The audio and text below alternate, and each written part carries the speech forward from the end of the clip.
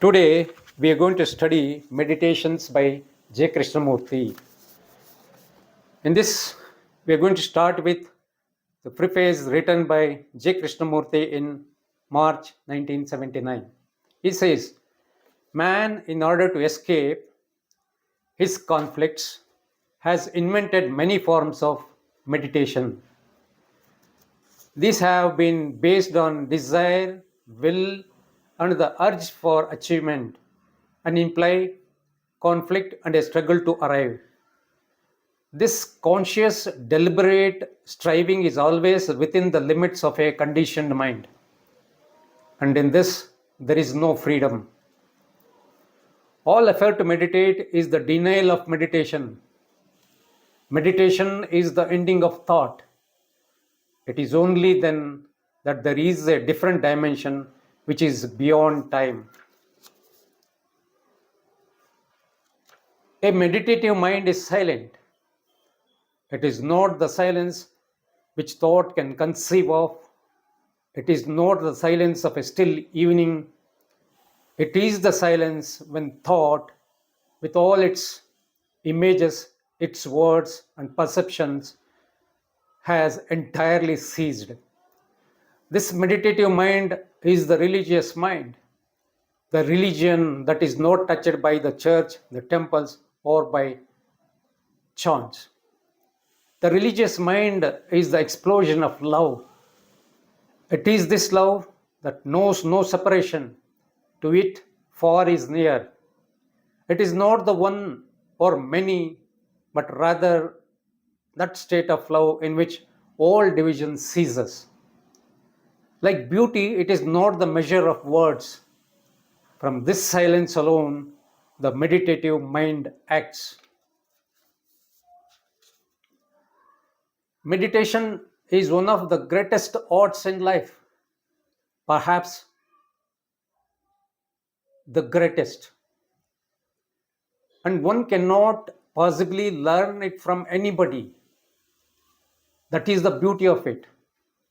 It has no technique and therefore no authority.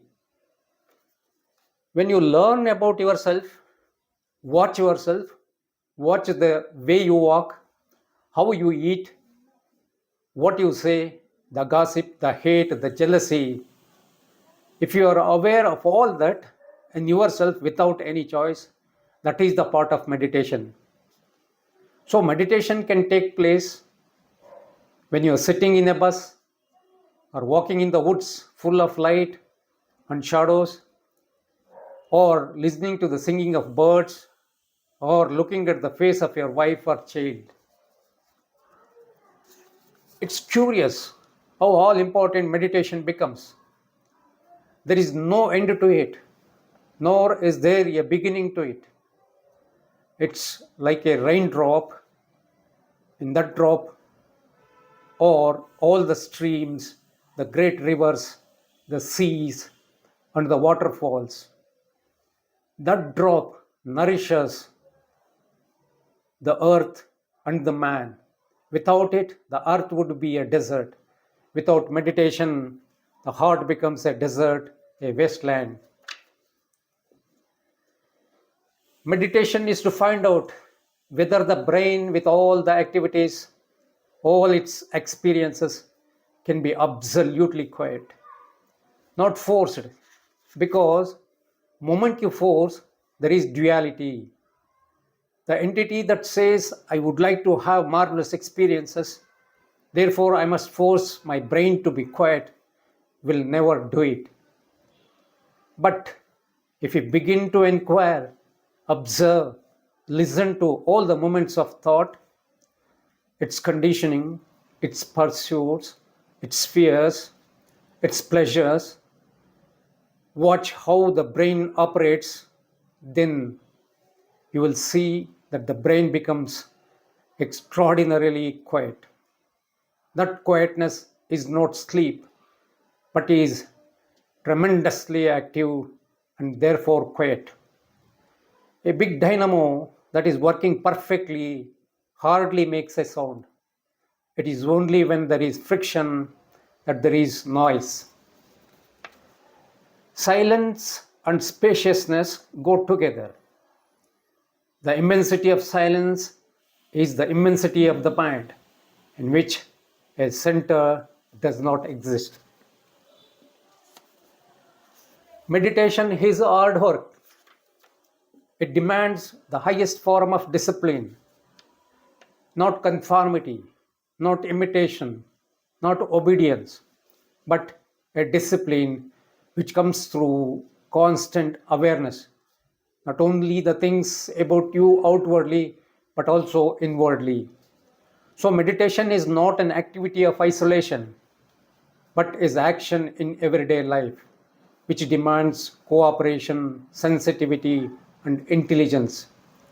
Without laying the foundation of a righteous life, meditation becomes an escape and therefore has no value whatsoever. A righteous life is not the following of social morality, but the freedom from envy, greed, and the search for power, which all breed enmity. The freedom from these does not come through the activity of will, but being aware of them through self knowing. Without knowing the activities of the self, meditation becomes sensuous excitement and therefore of very little significance. Always to seek for wider, deeper, transcendental experiences is a form of escape from the actual reality of what is, which is ourselves, our own conditioned mind, a mind that is awake, intelligent, free. Why should it need, why should it have any experience at all? Light is light. It does not ask for more light. Meditation is one of the most extraordinary things. And if you do not know what it is, you are like the blind man in a world of bright color, shadows, and moving light.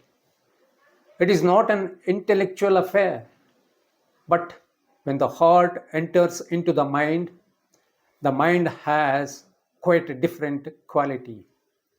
It is really then limitless, not only in its capacity to think, to act efficiently, but also in its sense of living in a vast space where you are part of everything. Meditation is the movement of love. It isn't the love of the one or of the many. It is like water that anyone can drink out of any jar, whether golden or earthenware. It is inexhaustible. And a peculiar thing takes place, which no drug or self hypnosis can bring about. It is as though the mind enters into itself, beginning at the surface and penetrating ever more deeply until depth and height have lost their meaning and every form of measurement ceases. In this state, there is complete peace, not contentment which has come about through gratification, but a peace that has ardor, beauty, and intensity. It can all be destroyed as you can destroy a flower, and yet, because of its very vulnerability, it is indestructible. This meditation cannot be learned from another. You must begin without knowing anything about it and move from innocence to innocence. The soil in which the meditative mind can begin is the soil of everyday life. The strife, the pain, and the fleeing joy. It must begin there and bring order, and from there move endlessly. But if you are concerned only with making order, then that very order will bring about its own limitation, and the mind will be its prisoner. In all this movement, You must somehow begin from the other end, from the other shore, and not always be concerned with this shore or how to cross the river. You must take a plunge into the water, not knowing how to swim. And the beauty of meditation is that you never know where you are, where you are going, what the end is. Meditation is not something different from daily life.